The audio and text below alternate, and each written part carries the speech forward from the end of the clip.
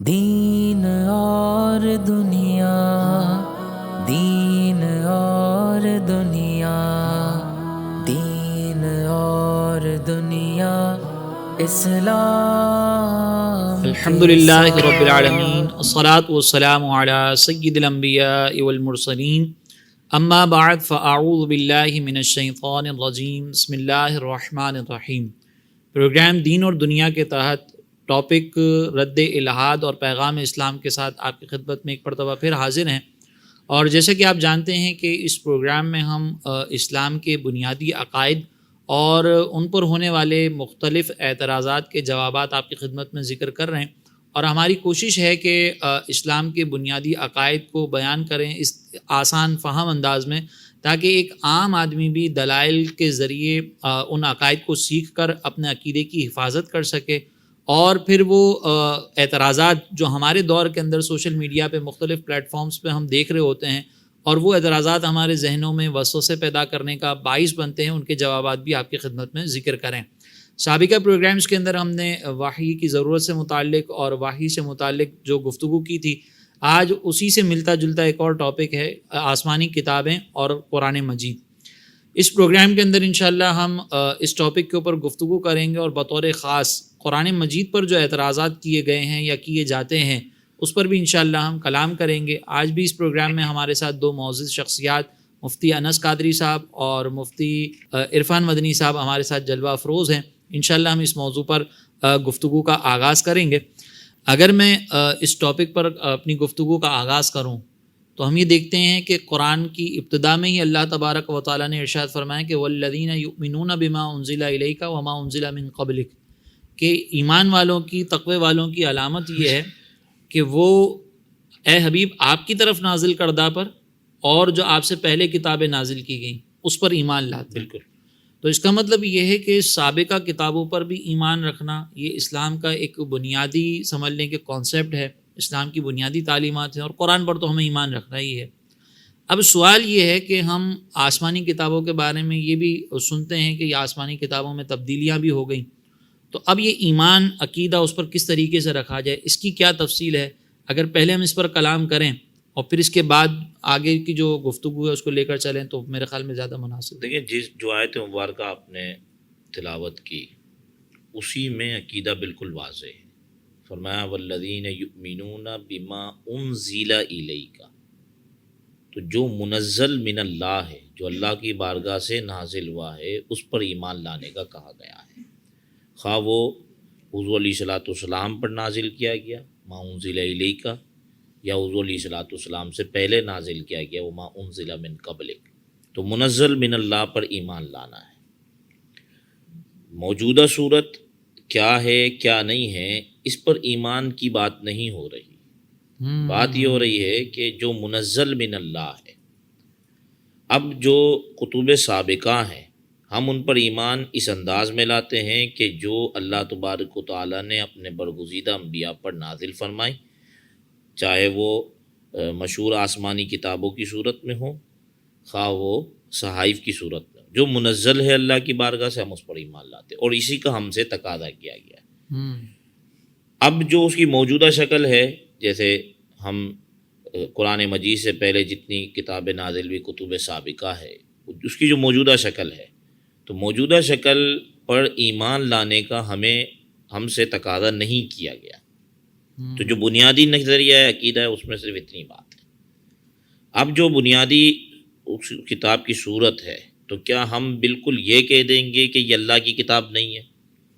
کیا ہم یہ کہیں گے کہ یہ 100% جیسی اللہ نے نازل کی تھی ویسے ہی کتاب ہے؟ تو ہمارے اس بارے میں تین باتیں، تین یعنی پوائنٹ ہیں۔ آپ یہ کہہ رہے ہیں کہ اگر مثال کے طور پر میرے سامنے ایک انجیل مقدس رکھی ہوئی ہے تو اب اس کے بارے میں نہ میں اس کو رد کر سکتا ہوں نہ میں ایکسیپٹ کر سکتا ہوں، بلکہ اس کے بارے میں تفصیل وہ ہے جو ابھی آپ ذکر کریں گے۔ اس میں تین باتیں۔ پہلی بات تو یہ ہے کہ جو باتیں اس میں ایسی ہیں کہ جس کی ہماری کتاب اور ہمارے رسول علیہ الصلوۃ والسلام نے تائید کی ہے، تو ہم مانتے ہیں کہ یہ اللہ کی جانب سے نازل کرتا ہے۔ اب تائید کی بھی دو صورتیں بنتی ہیں، ایک تو یہ کہ تائید اس انداز میں کی کہ وہ صورت ہمارے یہاں بھی بے عینی باقی ہے، جیسے اعضاء کا قصاص جو ہے وہ ہمارے یہاں جو موجود ہے تو وہ اللہ تبارک و تعالیٰ نے اس کو ذکر فرمایا کہ ہم نے پہلے بھی اس کو نازل کیا ہے، یا جو ہے نبی علیہ الصلوۃ والسلام نے اس حکم کو منسوخ کر دیا، یعنی وہ حکم پہلے تھا اور اس حکم کو اٹھا دیا گیا، تو اب اگر جو ہے وہ یہ صورت ہے تو ہم جو ہے وہ مانتے ہیں کہ وہ پچھلی کتاب میں تھی، اگرچہ ابھی بھی موجود ہے، لیکن ہم اس پر عمل نہیں کریں گے کیونکہ ہمارے کتاب نے اور ہمارے نبی علیہ الصلوۃ والسلام نے اس حکم کو ختم کر دیا۔ صحیح۔ دوسری بات یہ ہے کہ اگر اس کتب سابقہ کے اندر ایسی بات موجود ہے جو انبیاء کرام علیہ السلام کی صراحتاً توہین ہے اور ایسا ہو ہی نہیں سکتا، اور جو اسلام کے بنیادی نظریات کے خلاف ہے، یعنی اگر کوئی شرکیہ بات ہے یا کوئی ایسی بات ہے کہ جو اللہ تعالیٰ کا بیٹا ہے وغیرہ اس قسم کی اگر کوئی بات ہے تو یہ اسلام کے بنیادی عقائد و نظریات کے خلاف ہے، اور بنیادی عقائد و نظریات وہ ہیں کہ جو حضرت آدم علیہ نبینا علیہ الصلوۃ والسلام سے لے کے نبی کریم صلی اللہ علیہ وسلم تک ایک ہی ہیں، اللہ تعالیٰ کی توحید اور شرک کی نفی۔ تو اگر کوئی ایسی بات ہے کہ جو مشرکانہ ہے، جو بنیادی عقائد کے خلاف ہے، تو ہم اس کی صراحتاً تکذیب کریں گے کہ یہ خدا کا کلام ہو ہی نہیں سکتا، یہ سابقہ امتیوں کی تبدیلی ہے ان کی طرف سے کی جانے والی، اور قرآن نے اس کو ذکر کیا کہ اپنے جگہوں سے پھیرا ہوا ہے انہوں نے۔ اور تیسری چیز وہ ہے کہ نہ ہماری کتاب اللہ اور حضور علیہ الصلوۃ والسلام کے فرامین اس بات کی تائید کرتے ہیں، اور نہ ہی نبی کریم صلی اللہ علیہ وسلم نے یا قرآن مجید کے اندر اس کی تکذیب کی گئی، تو ایسی بات ہے تو لا نصدق ولا نکذب، نہ ہم اس کی تصدیق کرتے ہیں نہ ہم اس کا انکار کرتے ہیں۔ مطلب ہم کہہ سکتے ہیں کہ جتنی بھی آسمانی کتابیں ہیں ان پر ہمارا یقین یہ ہونا چاہیے کہ جس طرح وہ نازل ہوئی تھی ان پر ہمارا ایمان ہے۔ بالکل۔ اس کے بعد اگر اس کے اندر کوئی تغیر و تبدل واقع ہوا ہے تو پھر وہ 3 صورتیں آپ نے ذکر کی، اگر قرآن سے اس کی تصدیق ہوتی ہے تو ہم قبول کریں گے، اگر قرآن اس کو رد کر دیتا ہے تو ہم اس کو رد کر دیں گے، اور اگر مخالفت اور موافقت ثابت نہیں ہوتی تو ہم اس پر کہیں گے کہ آمنا باللہ و ملائکتہ و کتبہ و رسلہ۔ اچھا، اب یہاں پر جو ہے نا ایک بہت بڑا ایک سوال ہے جو آپ نے بھی ایک بات ذکر کی، اور یہ سمجھ لیں کہ سمجھانا اور سمجھنا بہت ضروری ہے۔ آپ نے جیسے ذکر کیا کہ نبی کریم علیہ الصلوۃ والسلام نے ان احکامات کو، جیسے آپ نے بھی ذکر کیا نا کہ قصاص، اگر کوئی کسی کا عضو کاٹ دیتا ہے، پارٹ آف باڈی اگر کٹ کر دیا تو اس کے اگینسٹ جو ہے وہ قصاص ہوتا ہے، تو ایک تو یہ حکم باقی ہے، لیکن کچھ احکامات ایسے ہیں جو سابقہ کتابوں میں درج ہیں، ہماری کتاب میں اس کو منسوخ کر دیا گیا۔ تو اب یہ جو منسوخ والا کانسیپٹ ہے، یہاں پر ایک بہت بڑا سوال ہے کہ سابقہ کتابوں کو منسوخ کر دیا، اسی طریقے سے قرآن کے اندر ہم دیکھتے ہیں کہ بعض اوقات ہم جو اگر قرآن کی کچھ آیات کو دیکھیں نا تو اس کے اندر ہمیں یہ نظر آتا ہے کہ جو ہے نا وہ پہلے وصیت کرنا واجب تھا، لیکن بعد میں جو وہ اس کو منسوخ کر دیا، عدت کی مدت کے اندر منسوخی ہمیں نظر آتی ہے۔ تو یہ جو ساری چیزیں ہیں، کیا اللہ تبارک و تعالیٰ کو معاذ اللہ پہلے نہیں معلوم تھا؟ کیونکہ کلام تو وہ بھی اللہ کا ہی ہے، وہی احکام نازل کر دی جاتے ڈائریکٹ کہ جو قیامت تک جاری رہتے، یا قرآن کے اندر اگر کوئی حکم بیان کیا بعد میں اس کو منسوخ کیا تو پہلے ہی وہ حکم بیان کر دیا جاتا۔ تو یہ جو ناسخ منسوخ کیا جا رہا ہے کہ کسی حکم کو پہلے بیان کیا گیا بعد میں بدل دیا، تو کیا اللہ تعالیٰ کو معاذ اللہ پہلے نہیں پتہ تھا؟ ہمارے یہاں اصل میں یہ مستشرقین کی ایک غلط فہمی ہے، وہ یہ سمجھتے ہیں کہ ناسخ کا تعلق جو ہے وہ نظر ثانی سے، گویا وہ اس کو یہ سمجھتے ہیں کہ اس پر گویا نظر ثانی کی گئی ہے، جس طریقے سے ہم اپنے فیصلوں کے اندر نظر ثانی کرتے ہیں، ترمیم کر دیتے ہیں۔ تو وہ یہ کہتے ہیں کہ قرآن جب اللہ تبارک و تعالیٰ نے نازل کیا، یہ آسمانی کتابیں آئیں، تو پھر ایک حکم آنے کے بعد دوسرا حکم کیوں آ جاتا ہے؟ کیا معاذ اللہ تبارک و تعالیٰ کو پہلے سے علم نہیں تھا؟ تو ناسخ کا مطلب اور منسوخ کا مطلب پہلے ہم سمجھ لیں کہ ناسخ اور منسوخ یہ جو آپ بات کہہ رہے ہیں، یہ بدا وغیرہ کا جو کانسیپٹ ہمارے یہاں پر بعض پائے جاتے ہیں کہ بھئی پہلے اللہ تعالیٰ کو معلوم نہیں تھا، معاذ اللہ کچھ ایکسپیرینس کیا اور بعد میں آ گیا۔ جی ہاں، تو یہ مفہوم تو حقیقت میں نہیں ہے، کیونکہ یہ تو مخلوق کے لیے نا، اللہ تبارک و تعالیٰ تو ہر چیز کو جاننے والا ہے۔ تو اب اس کو میں یوں اگر کہوں کہ یہ لا علمی کی دلیل نہیں ہے بلکہ یہ در حقیقت علم کی دلیل ہے، اور وہ کیسے وہ اب آپ ذکر کریں۔ جی ہاں، اصل میں پہلے سمجھنا ضروری ہے کہ ناسخ اور منسوخ کیا ہے۔ ہوتا یہ ہے کہ اللہ تبارک و تعالیٰ نے ایک حکم نازل کیا ہوتا ہے، اور اس حکم کی ایک مدت ہوتی ہے۔ پھر اللہ تبارک و تعالیٰ اس مدت کو پوری ہونے کے بعد ایک اور حکم نازل فرماتا ہے، تو یہ اس بات کی علامت ہوتی ہے کہ وہ جو پہلے والا حکم تھا اس کی مدت پوری ہو چکی. گویا کہ ناسخ جو ہے وہ حکم کی مدت کے پورے ہونے کا نام ہے کہ یہ جو دوسرا والا حکم ہے اس کی مدت پوری ہو چکی، یہ ایک وقت کے لیے تھا، اب اس وقت کی مدت پوری ہو گئی، اب یہ جو حکم آیا ہے اس والے حکم پر عمل کیا جائے گا. اور یہ ایسا ہی ہے، بلا تشبیہ بلا تمثیل ہم اس کو یوں سمجھ سکتے ہیں کہ ہم اگر کسی ڈاکٹر کے پاس جاتے ہیں، ہم مریض ہیں، تو ڈاکٹر ابتدائی طور پر ہمیں کچھ میڈیسن وغیرہ لکھ کر دیتا ہے، پھر کچھ ٹائم کے بعد دوبارہ جاتے ہیں تو اب وہ پہلی والی میڈیسن کو تبدیل کر کے دوسری میڈیسن ہمیں لکھ کر دیتا ہے. تو کوئی بھی یہ نہیں کہتا کہ جی آپ کو پہلے نہیں تھا کہ یہ والی میڈیسن میرے لیے مفید ہے، آپ نے جو دوسری میڈیسن لکھ کر دی ہے تو آپ بھی مجھے پہلے لکھ کر دے دیتے. کوئی بھی یہ نہیں کہتا، اسے معلوم ہے کہ ڈاکٹر نے اپنے علم اور اپنے تجربے کے مطابق مجھے پہلے میڈیسن دی تھی، وہ میرے لیے مفید تھی. اب چونکہ وہ وقت گزر چکا، اب یہ دوسری جو میڈیسن میرے لیے لکھ کر دی ہے یہ والی میڈیسن میرے لیے مفید ہے. تو اللہ تعالیٰ ہماری کیفیات کو جانتا ہے، ہمارے حالات کو جانتا ہے، تو وہ اللہ ہماری کیفیات حالات کو جاننے والا ہے کہ اس نے ہمیں پیدا کیا ہے، وہ خالق ہے. تو وہ ایک مدت کے لیے ہمارے لیے ایک حکم نازل فرماتا ہے کہ جس پر عمل کرنا ہمارے لیے آسان ہے. پھر اس مدت کے پورے ہونے کے بعد اللہ تعالیٰ دوسرا حکم نازل کر دیتا ہے کہ اب یہ اللہ تعالیٰ نے ایک مدت پوری ہونے کے بعد ہماری آسانی کے لیے گویا کہ ایک حکم عطا فرما دیا. یہاں پہ ایک بنیادی سوال اگر اٹھا لیں، اسی کی ظاہر آپ نے ایک بات کی نا کہ حکم اللہ تبارک و تعالیٰ نے ایک حکم کی مدت پوری ہونے کے بعد دوسرے حکم کو نازل فرما دیا، تو کیا مطلب ہر قسم کا حکم ہوگا اس کے اندر؟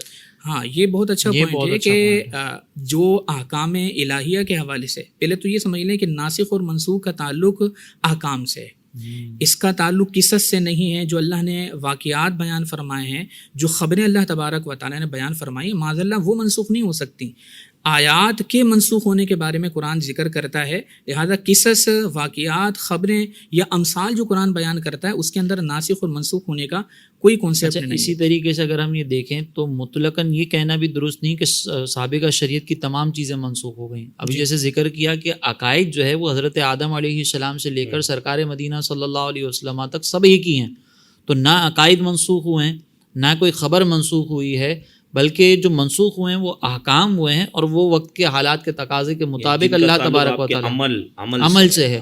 اور یہاں پر ایک اور بات سمجھنے والی ہے، جیسے انہوں نے ایک مثال کے ساتھ ذکر کیا کہ یہ ہم مریض کو جب کوئی پرسکرپشن دی جاتی ہے، کوئی دوائی اس کو سجیسٹ کی جاتی ہے، تو وہاں پر وہ ڈاکٹر کی ضرورت نہیں ہوتی کہ ڈاکٹر یہ کہہ رہا ہے کہ میں پہلے والی دوائی سے دے رہا ہوں کیونکہ مجھے ابھی اس دوائی کا علم ہے، بعد میں اس دوائی کا، وہ مریض کی ضرورت ہوتی ہے. تو اسی طریقے سے جو احکامات کی تبدیلی ہے یہ اللہ تبارک و تعالیٰ کی ضرورت نہیں ہے بلکہ یہ ہماری ضرورت ہے.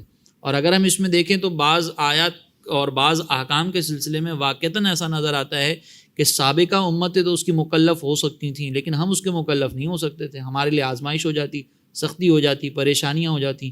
تو یہ حقیقتاً ہمارے لیے ضروری ہے، اللہ تبارک و تعالیٰ کے لیے ضروری نہیں. اچھا، اس میں ایک سوال مطلب میں اسی کیونکہ ابھی یہ گفتگو چل رہی ہے تو ملا لوں کہ قرآن پاک میں اللہ تعالیٰ فرماتا ہے لا تبدیل لکلمات اللہ، اللہ تعالیٰ کے کلمات بدلتے نہیں ہیں. تو پھر یہاں پہ ایک سوال تو مطلب آئے گا نا کہ ایک حکم تھا، اس کی جگہ دوسرے حکم نے لے لی، تو کیا اسے تبدیلی کلمات اللہ کہا جائے گا؟ اور اللہ تعالیٰ فرماتا ہے کہ تبدیلی کلمات اللہ تو نہیں ہوگا. تو اب اس پہ بھی ایک یعنی وضاحت ہونی چاہیے کہ ہم یہاں پہ کلمات اللہ کی تبدیل بات نہیں کر رہے. اصل میں ہم جو یہ کہہ رہے ہیں نا کہ فلاں حکم تھا ختم ہو کے دوسرا آ گیا، یہ ہمارے نظریے میں ہے کیونکہ ہمیں یہ نہیں معلوم تھا کہ پچھلے حکم کی مدت کتنی ہے.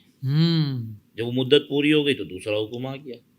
اب بظاہر جو امتی ہے جسے غیب کا علم نہیں ہے، جسے غیب کی خبریں نہیں ہیں، تو اسے ایسا محسوس ہوتا ہے کہ اللہ تعالیٰ کا پہلا ایک حکم تھا، بعد میں اللہ تعالیٰ نے دوسرا حکم دے دیا، جبکہ حقیقت میں ایک حکم پورا ہو گیا، اب دوسرا حکم اپنے وقت پہ شروع ہو رہا ہے اور پہلا حکم اپنے وقت پہ پورا ہو گیا. بالکل ایسا ہی ہے.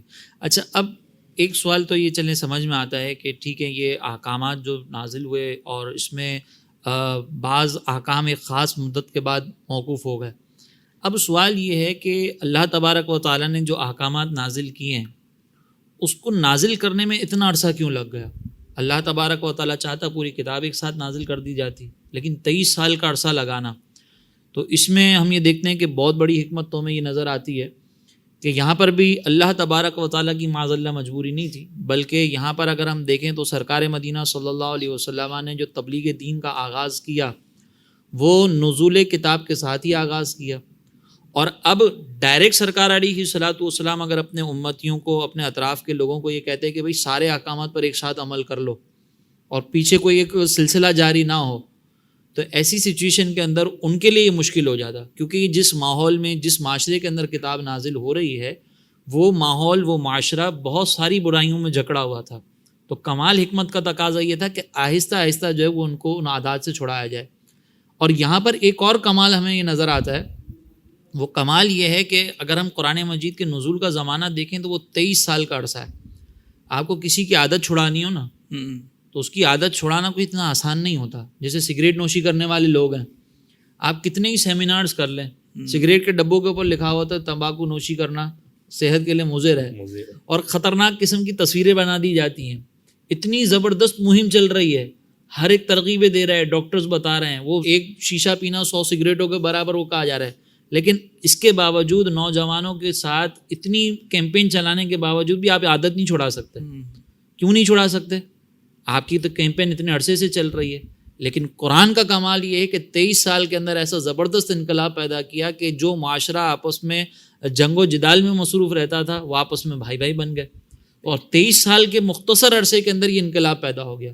تو یہ 23 سال کے عرصے میں نزول، ایک تو حکمت اس کے اندر یہ ہے کہ جو طبیعتیں تھیں ان کو آہستہ آہستہ مولڈ کیا جائے، اور پھر وہ مولڈ ایسا ہوا کہ پھر وہ انقلابی قوم بن گئی جو آپس میں جھگڑے کرنے والی قوم تھی۔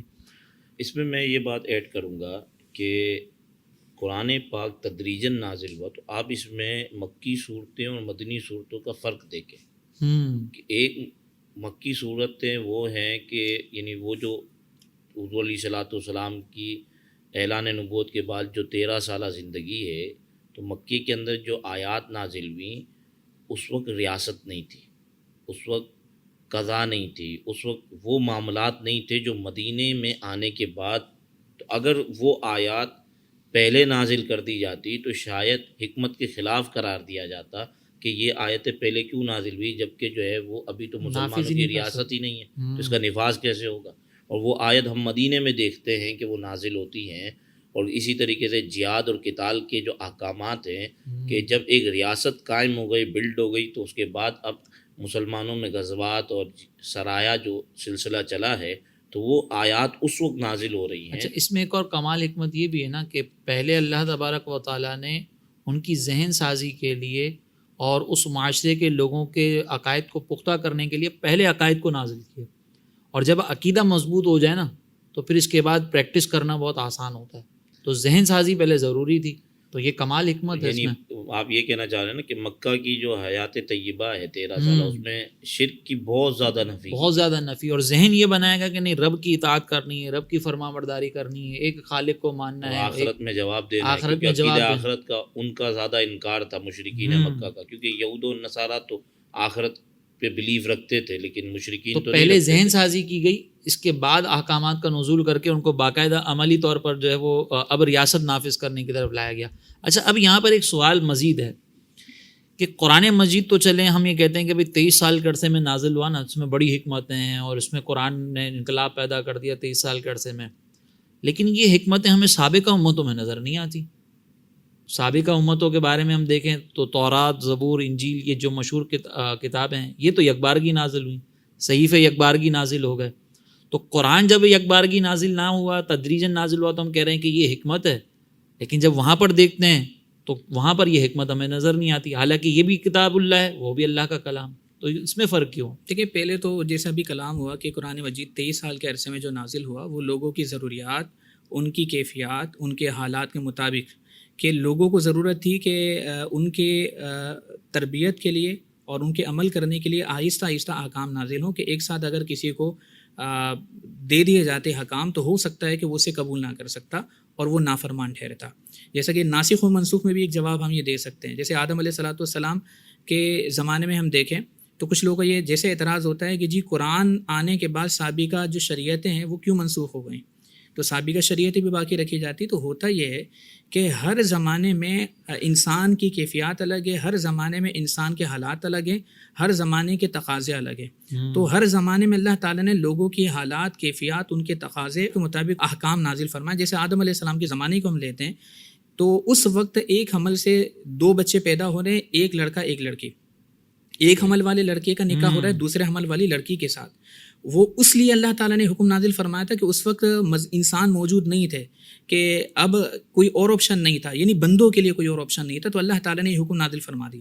لیکن پھر یہ حکم منسوخ ہو چکا. اب جو آپ نے کہا کہ تورات ہے مثال کے طور پر، دیگر بعض آسمانی کتابیں جو یک بارگی نازل ہو گئی، تو قرآن میں تو ہم نے حکمت بیان کر دی. پھر یہ توریت میں، زبور میں، انجیل وغیرہ جو کتابیں اگر یک بارگی آئی ہیں تو پھر یہ اس پر ہمارا کیا جواب ہوگا؟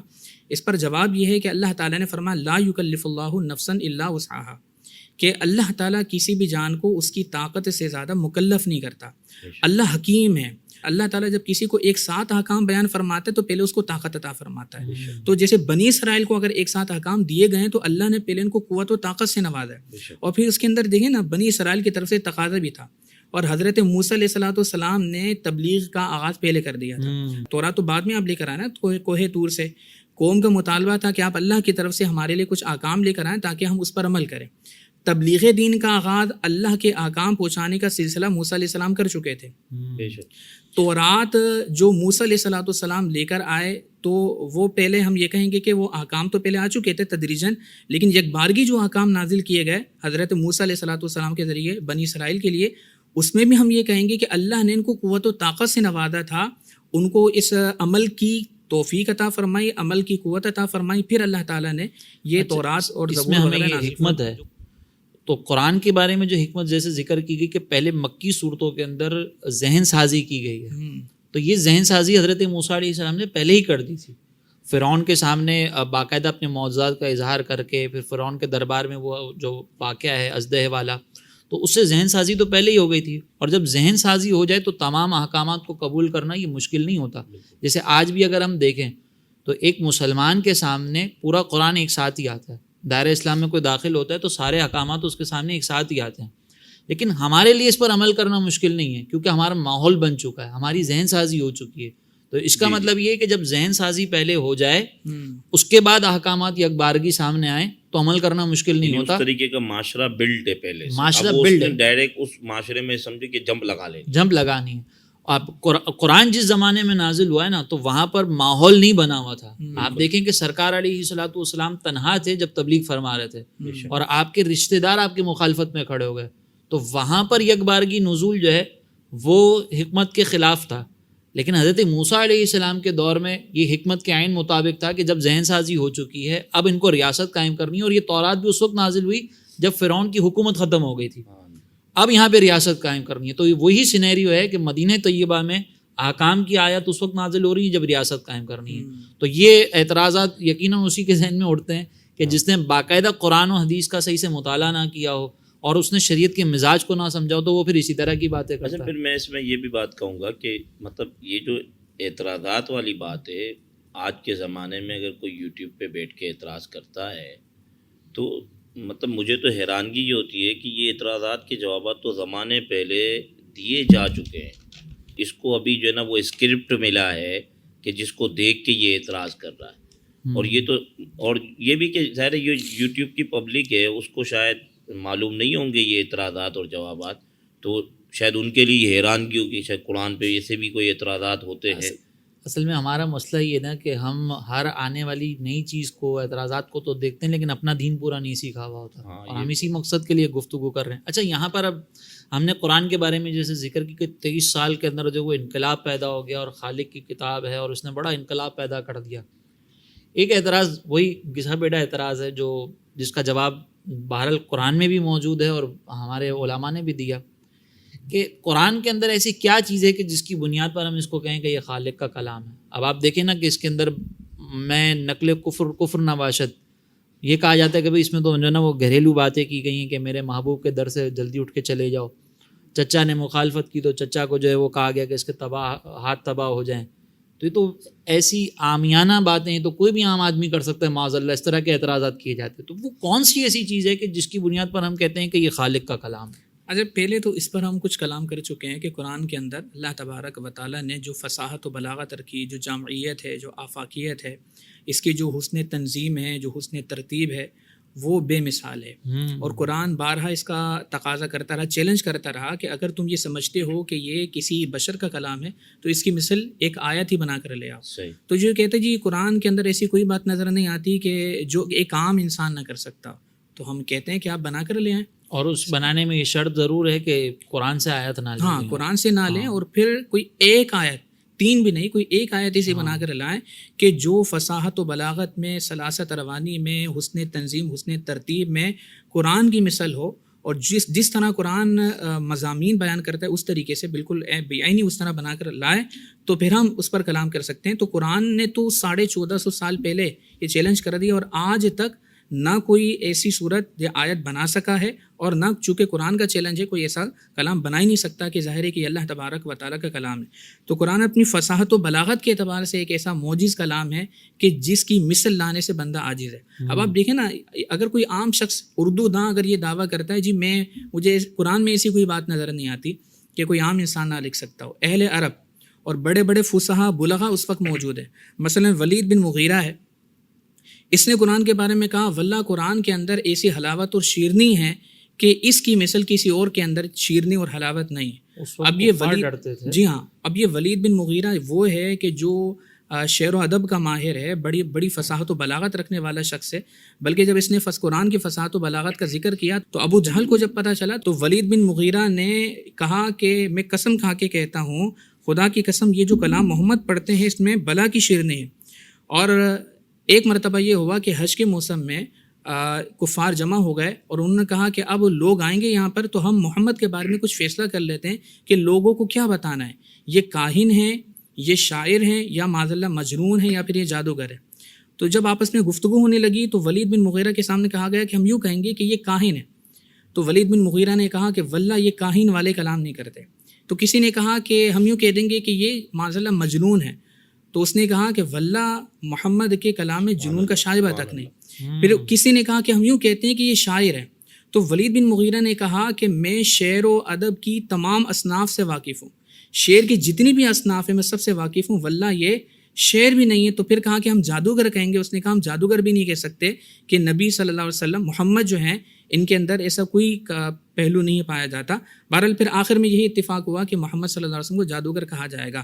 تو اس وقت کے بڑے بڑے فصحا بلغا، یہاں تک کہ عتبہ بن ربیعہ جو ہے وہ ایک مرتبہ سرکار کریم علیہ السلام کے پاس گیا، اور اس وقت سرکار کریم علیہ السلام نے حامیم السجدہ کی کچھ آیات تلاوت فرمائی.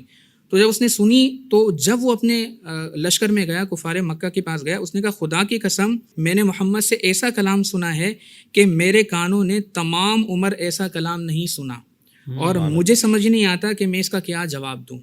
تو اس وقت کے بڑے بڑے فصحا بلغا وہ مبہوت ہو کر رہ گئے کہ جو اس وقت اہل عرب میں رہنے والے تھے، اور ہم جیسے لوگوں کو وہ اجمی کہا کرتے تھے. تو آج کا ایک اجمی شخص اٹھ کر یہ کہہ دے کہ جب مجھے قرآن کے اندر ایسا کوئی پہلو نظر نہیں آتا کہ ایک عام انسان لکھ سکتا ہو. پھر دوسرا پہلو ہم یہ دیکھیں کہ آج آپ دیکھیں پوری دنیا کے اندر لوگ کثرت سے اسلام قبول کر رہے ہیں. تو اب وہ قرآن پڑھ کر اسلام قبول کر رہے ہیں، انہیں کچھ نظر آ رہا ہے تبھی تو اسلام کے قریب آ رہے ہیں نا. مثلا یونائٹڈ کنگڈم کے بارے میں ایک ریسرچ ہے کہ ہر سال تقریباً 5000 لوگ اسلام قبول کر رہے ہیں. تو پوری دنیا کے اندر لوگ اسلام کی طرف قرآن پڑھ کے مائل ہو رہے ہیں. ظاہر ہے کہ وہ قرآن کی فصاحت کو دیکھتے ہیں، قرآن کے اندر جو اللہ نے خبریں بیان فرمائی ہیں، جو قرآن کی سچی خبریں ہیں، سچی پیشن گوئیاں ہیں، اس کو پڑھ کر پھر وہ مسلمان. اچھا، میں اس میں یہ بات ملاؤں گا کہ یہ جو ملحد کہتے ہیں کہ ہمیں کہیں سے معلوم نہیں ہوتا کہ یہ خدائی کلام ہے، تو ہم سوال یہ ہوگا کہ بھائی تو تم بتاؤ کہ خدائی کلام ہوتا کیسے؟ تم تو خدا کو ہی نہیں مانتے. تو تمہارے پاس کیا موازنہ ہے کہ یہ خدائی کلام ہے اور یہ خدائی کلام نہیں ہے؟ تو معیار تمہارے پاس کیا ہے ایسا؟ اور یہ وہ معیار اسٹینڈرڈ انہوں نے طے کیا جو یہود و نصارہ نے طے کیا تھا. ایک تو یہ نا کہ ہم یہود و نصارہ سے بات کریں، گفتگو کریں کہ یہود و نصارہ تو چلو پھر خدا کو مانتے ہیں، یہ تو خدا کو ہی نہیں مانتے نا، یہ تو خدا کی منکر ہیں، اور وحی اور الہام ان کی اس کسی قسم کے تصورات کے یہ قائل ہی نہیں ہیں. تو یہ کس بحاف پہ کہتے ہیں کہ یہ خدا کا کلام نہیں ہے اور خدا کا کلام ایسا ہو نہیں سکتا؟ تو پہلے تو تم بتاؤ نا کہ خدا کا کلام ہونا کیسا چاہیے، پھر ہم جو ہے نا تمہارے معیار کے اوپر گفتگو کر کے اس کا بھی جس جواب ذات کو نہیں مانتے اس ذات کے لیے سٹینڈرڈز اپنی مرضی سے سیٹ کر رہے ہیں. اچھا جو عقلی باتیں کرنے والے ہیں نا، اب آپ یہ غور کریں کہ جو عام طور پر سائنس کو زیادہ فوقیت دیتے ہیں، جی ہم سائنس کے مانیں گے. اس وقت اور سابقہ ادوار کے اندر بھی بڑے بڑے ڈاکٹرز، سائنسدان ایسے گزرے ہیں کہ جو قرآن پڑھ کر مسلمان ہوئے. جیسا کہ ڈاکٹر ٹیجسن جو ہے، اس نے جب وہ قرآن پڑھ کر دیکھا کہ جی ہماری اسکن کے اندر پین ریسیپٹر ہیں، تو وہ یہ حیران ہوا پڑھ کر کہ میں اتنے عرصے سے ریسرچ کر رہا تھا، اتنے عرصے کی ریسرچ کے بعد مجھے پتہ چلا کہ جو قرآن کے اندر یہ بات 1450 سال پہلے ہی بتا دی گئی، اور آج میں ریسرچ کر کے یہاں تک پہنچا ہوں، تو پھر وہ مسلمان ہو گیا تھا. اچھا یہ جیسے بات انہوں نے ذکر کی نا کہ ان کا کوئی اسٹینڈرڈ نہیں ہے. اب یہود و نصارہ تو خدا کے کلام کو انہوں نے چلو کہیں سے دیکھا بھی تھا، سمجھا بھی تھا، انہوں نے بھی ایک اسٹینڈرڈ بنایا تھا نا کہ خالق کے کلام میں یہ چیزیں نہیں ہونی چاہیے. تو اس کا جواب تو خود اللہ تبارک و تعالیٰ نے دے دیا کہ اللہ تبارک و تعالیٰ مچھر اور اس سے زیادہ بھی اگر کوئی حقیر مخلوق ہے تو اس کی مثال دینے سے بھی حیا نہیں فرماتا. بالکل. تو اس کا مطلب یہ ہے کہ یہ جو احکامات بیان کیے گئے نا، جس کے اوپر اعتراض کیا گیا کہ میرے محبوب کے در اقدس سے تم جلدی اٹھ کر چلے جاؤ، تو اس کے پیچھے کچھ حکمت ہیں. جیسے وہاں پہ مثال بیان کرنے میں ایک حکمت تھی کہ اللہ تبارک و تعالیٰ نے یہ مثال کیوں بیان کی ہے، اور یہاں پر بھی یہ حکمت ہے کہ اپنے محبوب کی عظمت کو اجاگر کیا جائے. اور دوسرا کہہ رہے ہیں کہ بھائی تبت یدا ابی لہب، چچا کے بارے میں، تو یہ تو ہمارا مقدمہ ہے. بالکل. اب یہ آیت مقدسہ اس وقت نازل ہوئی جب سرکار علیہ السلام نے کوہ صفا پر سب کو جمع کیا، اور ابو لہب نے سامنے سے کہا کہ محمد معاذ اللہ تم تباہ ہو جاؤ، اس لیے ہمیں جمع کیا تھا. تو رب تبارک و تعالیٰ نے کہا کہ تبت یدا ابی لہب، غیبی خبر دے دی کہ یہ کبھی ایمان نہیں لے کر آئے گا، اور یہ مرا ہے بدر کے بعد، اس کی جو فوتگی ہوئی ہے وہ بدر کے بعد ہوئی ہے، بیماری میں مبتلا ہو کر. تو اتنے پورے عرصے کے اندر تبلیغ دین کا جب آغاز ہوا اس وقت سے لے کر اور بدر کے بعد تک، اس پورے عرصے کے اندر اس نے وقتی طور پہ بھی یہ نہیں کہا کہ چلو میں ایمان لے کر آتا ہوں جیسے منافقین کہا کرتے تھے. تو اس کے کہنے سے ہو سکتا تھا کہ معاذ اللہ قرآن کی آیت غلط ثابت ہو جاتی، لیکن قرآن کا کمال یہ ہے کہ جب اللہ نے فرمایا کہ یہ ابو لہب جو ہے وہ اس کے ہاتھ تباہ ہوں، تو اس نے جان بوجھ کر ظاہری طور پر بھی کلمہ نہیں پڑھا. تو یہ تو ہمارا مقدمہ ہے. پھر دیکھیں اس کے اندر ابو لہب جو ہے، جب وہ جیسے واقعہ بدر کے بعد جب وہ ہلاک ہو گیا، تو اب وہ دیکھیں اللہ نے فرمایا نا تبت یدا ابی لہب و تب، کہ ابو لہب ہلاک ہو گیا اور اسے ہلاک ہونا ہی تھا. اب آپ دیکھیں اللہ نے اس کے ہلاک ہونے کی جو خبر ارشاد فرمائی، تو وہ دنیا کے اندر بھی کیسا ہلاک ہوا کہ واقعہ بدر کے بعد اس کو ایک بیماری ہو گئی عدسہ نامی، جسے لوگ متعدی بیماری سمجھتے تھے، تو لوگوں نے اسے ملنا جلنا چھوڑ دیا. اور اس کے بعد پھر جب لوگ اس سے دور ہو گئے تو وہ جب مرا تو کوئی لاش اٹھانے والا اس کا نہیں تھا.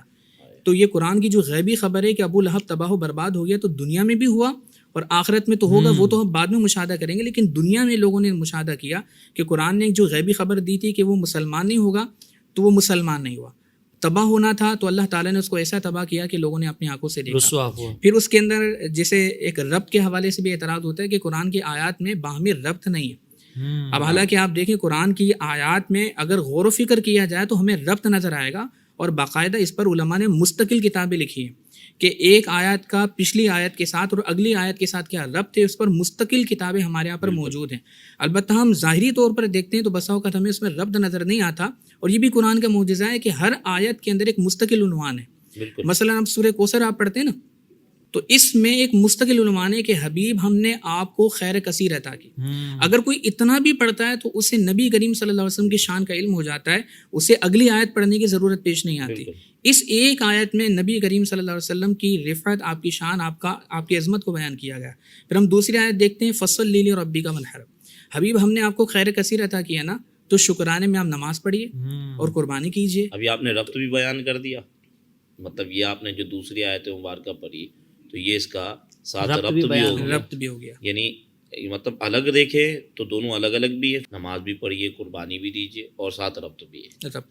اور پھر خیر کثیر جو عطا فرمائی اس کا سبب بھی ایک واقعہ تھا پیچھے، تو اس کا آگے اللہ تعالیٰ آگے رد بھی آ رہا ہے. تو قرآن مجید کی تمام آیات کے اندر ربط موجود ہے، ایسا نہیں کہ قرآن کی کئی آیات کے اندر بے ربطی ہو، ایسا کہیں. اس میں یہ بات ملا لوں تاکہ یہ بات اور ہو جائے کہ قرآن ہدایت کی کتاب ہے، تو جہاں مجموعہ ہدایت کا ہے وہاں ایک ایک آیت بھی ہدایت کی ہے. بالکل ایسے ہی. تو اب قرآن مجید کو کوئی کہیں سے بھی پڑھ لے تو وہ جو ہے وہ ہدایت والی کتاب ہے. اب یہ کہ مطلب آپ یہ کہیں کہ بھئی اس میں ربط نہیں ہے، تو پہلے اس بات کو سمجھیے کہ قرآن پاک اسلوب عرب پہ نازل ہوا ہے. اسلوب عرب میں، نثر عرب میں جو آپ قدیم شاعری ہے اس کو دیکھیں تو ایک بات شروع ہوتی، وہاں سے دوسری بات پہ جاتے، تیسری بات پہ جاتے، پھر پہلی بات پہ آ جاتے، پھر دوسری بات پہ آ جاتے، پھر چوتھی بات آ جاتی. تو اس طریقے سے ان کی شاعری چلتی تھی، ان کا انداز نثر تھا.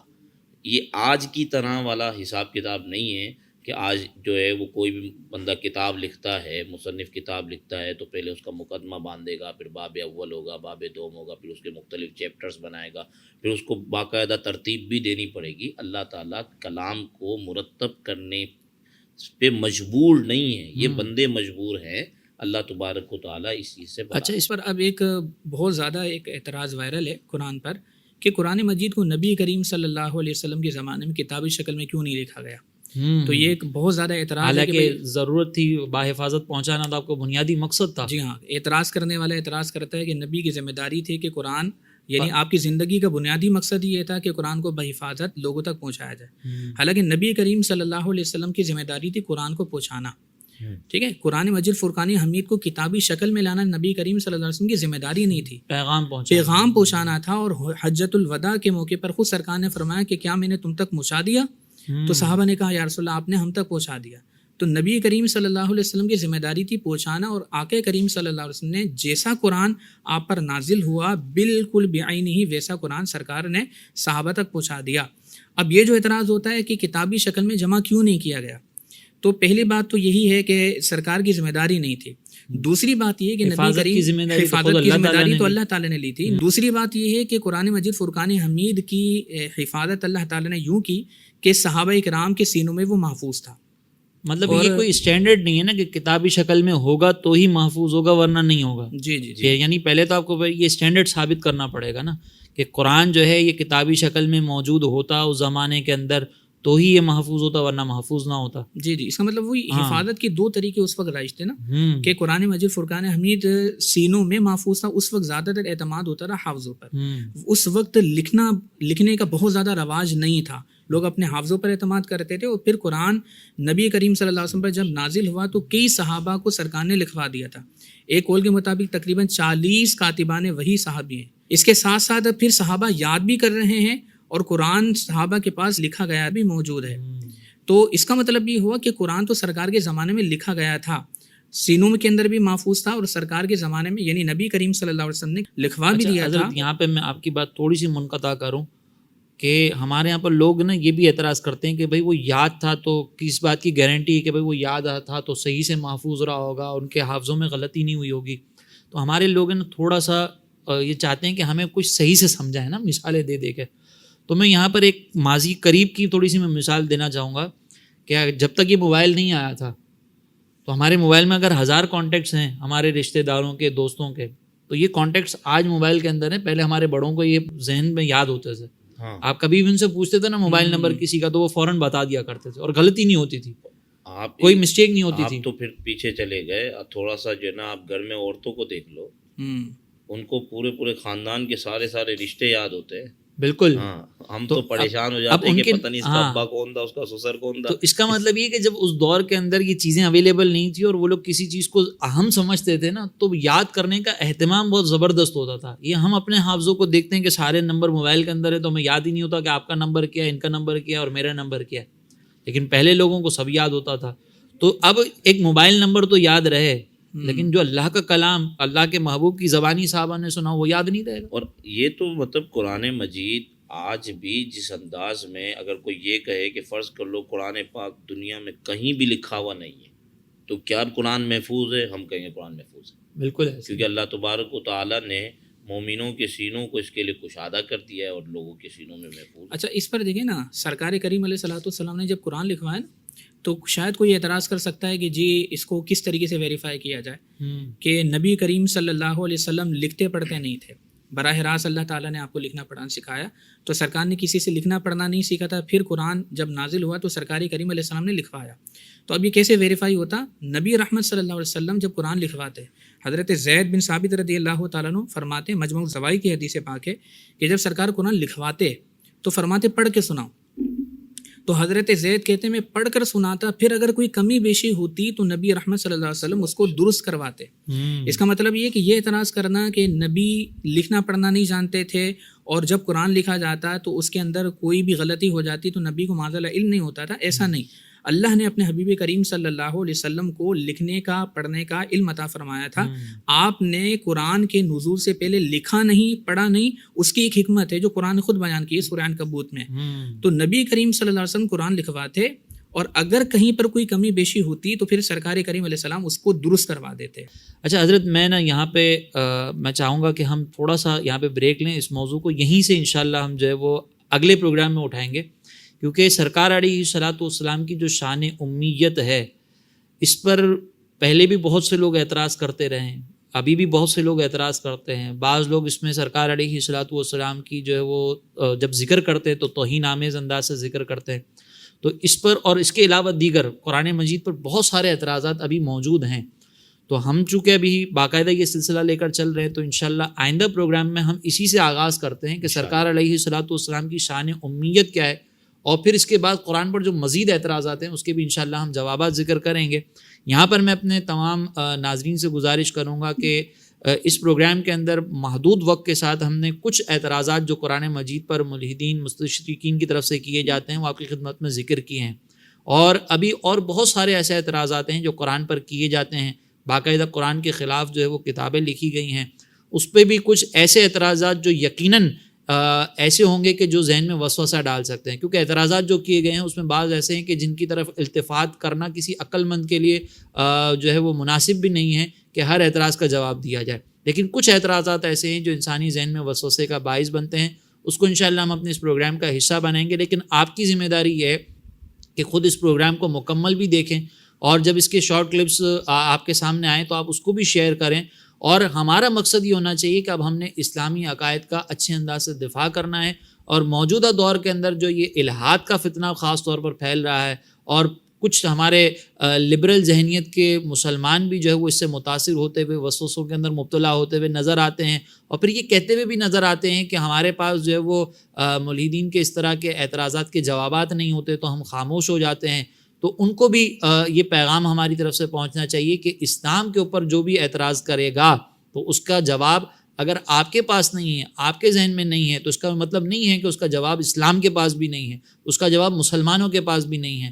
الحمدللہ ہمارے پاس ہر اعتراض کا جواب بھی ہے، عقلی جواب بھی ہے، منطقی جواب بھی ہے. وہ انشاءاللہ ہم آپ کی خدمت میں ذکر کریں گے، اور آپ کے ذہن میں اگر کوئی وسوسہ ہوگا تو انشاءاللہ اس کو بھی دور کرنے کی کوشش کریں گے. اگلے پروگرام تک کے لیے ہمیں اجازت دیجیے. انشاءاللہ اس موضوع کا ہم اگلے پروگرام میں دوبارہ کنٹینیو کریں گے، اور اسی موضوع سے انشاءاللہ ہم اگلے پروگرام کا آغاز کریں گے.